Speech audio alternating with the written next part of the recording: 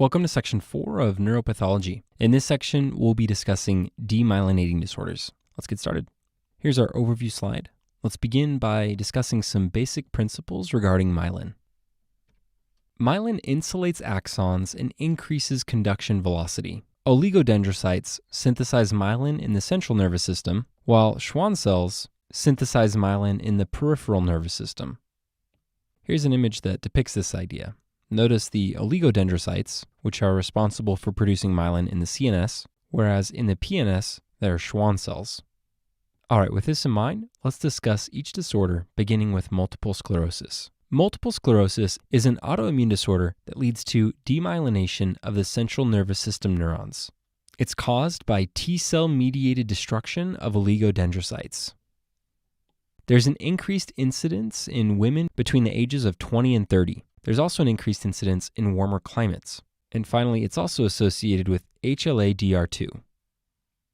A very important feature of this disorder is that the symptoms are relapsing and remitting. Patients may present with painful unilateral vision loss, known as optic neuritis. Internuclear ophthalmoplegia is due to damage to the medial longitudinal fasciculus. We discussed this in more detail in our neurology video on ophthalmology. Bladder and bowel incontinence is a result of autonomic dysfunction.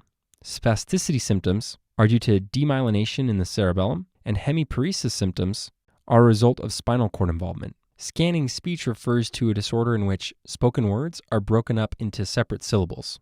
So there's often a noticeable pause between two syllables. So patients have abnormally long pauses in between words and may even have slurred speech. All right, now let's discuss findings and treatment. In patients with multiple sclerosis, an MRI will show periventricular plaques, which are areas of demyelination. A lumbar puncture will show increased IgG, oligoclonal bands, myelin basic protein, and lymphocytes. Treatment can be broken down into two categories, acute and chronic. Acute treatment requires IV steroids, and chronic treatment includes interferon beta. Here's an image of an MRI showing periventricular plaques in a patient with multiple sclerosis. We can see the plaques indicated by the red arrows. Again, these are areas of demyelinated oligodendrocytes, as well as reactive gliosis. All right, now that we've covered some of the information, let's review with a question. A 29-year-old female with no past medical history presents to the physician with sudden painful vision loss. The patient states she had an episode of similar vision loss 9 months ago. The patient lives in Florida. What will most likely be seen on MRI in this patient? All right, this patient is suffering from multiple sclerosis. Sudden painful vision loss, also known as optic neuritis, is a classic symptom in patients with multiple sclerosis. Incidences of multiple sclerosis are increased in women between ages 20 and 30, and there's also an increased incidence in warm climates, such as Florida. So the MRI will show periventricular plaques. All right, now let's discuss Guillain-Barré syndrome.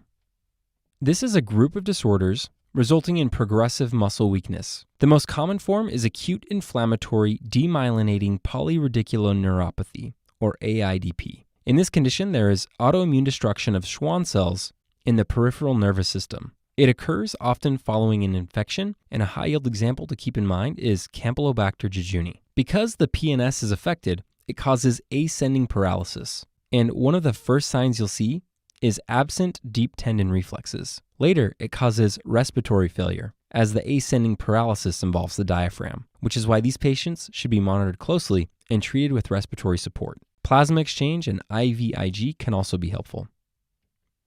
Next, let's discuss acute disseminated encephalomyelitis.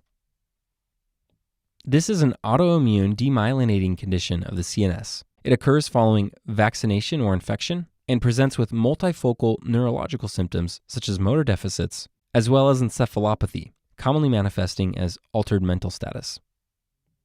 All right, now let's discuss Charcot-Marie-Tooth disease.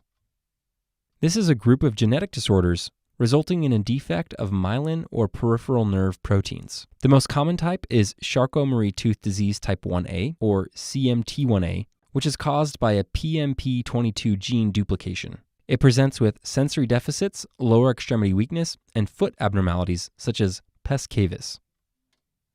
Here's an image of pes cavus. Normally the arch of the foot should be much less prominent, and in this image we can see that the arch is quite high. Again, this is called pes cavus, which is a feature of Charcot-Marie-Tooth disease. Okay, now let's discuss central pontine myelinolysis. This is an iatrogenic disorder caused by the rapid correction of hyponatremia. Rapid elevation in sodium levels leads to excess water being pulled from neurons. This leads to demyelination that occurs in the pons, hence the name pontine demyelination.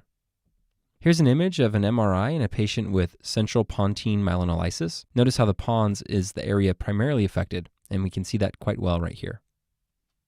Damage to the pons is what can cause locked-in syndrome. This causes pseudobulbar palsy, which is an inability to control facial muscles, along with quadriplegia. So basically, all the patient can do is blink. Everything else is paralyzed. All right, now let's finish up by discussing other disorders. Some other high-yield disorders to keep in mind are lysosomal storage diseases, such as Krabbe disease, adrenoleukodystrophy, and metachromatic leukodystrophy. We won't cover these here because they're discussed extensively in our biochemistry section as memory palaces. Another disorder to remember is subacute sclerosing panencephalitis. This is a demyelinating disorder that occurs as a complication following a measles infection. We discussed this in more detail in our microbiology video on measles. Finally, progressive multifocal leukoencephalopathy is a complication of a JC virus infection. It causes demyelination of oligodendrocytes and is a rapidly fatal condition. And again, we discussed this in more detail in our microbiology video on JC virus. All right, now that we've covered all the information, let's review with another question. A 22-year-old female with no past medical history is brought to the emergency department after collapsing at a marathon. The patient's current temperature is 38 degrees Celsius. Blood pressure is 110 over 80 millimeters of mercury. Heart rate is 95 beats per minute, and the respiratory rate is 19 breaths per minute. The patient appears lethargic and is arousable to pain. Her friend states that she was drinking a lot of water and sweating profusely during the race. While performing a physical exam, the patient begins to have a seizure. Serum sodium levels are 110. Which of the following is a likely consequence of the rapid overcorrection of this patient's electrolyte disturbance? A. Pontine demyelination. B.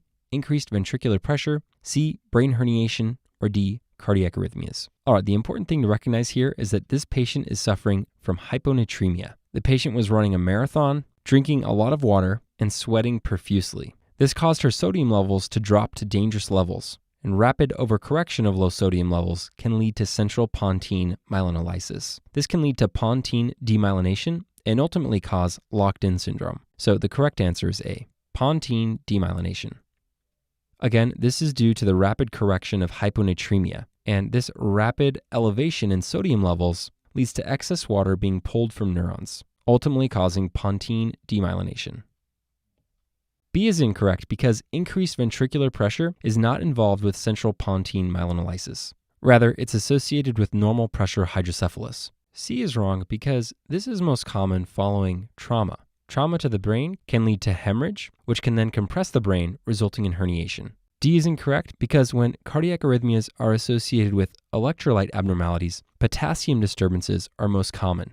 And these are unlikely to cause a seizure, as this is more suggestive of a neurological abnormality. So D is incorrect. And again, the correct answer is A. And that concludes this section.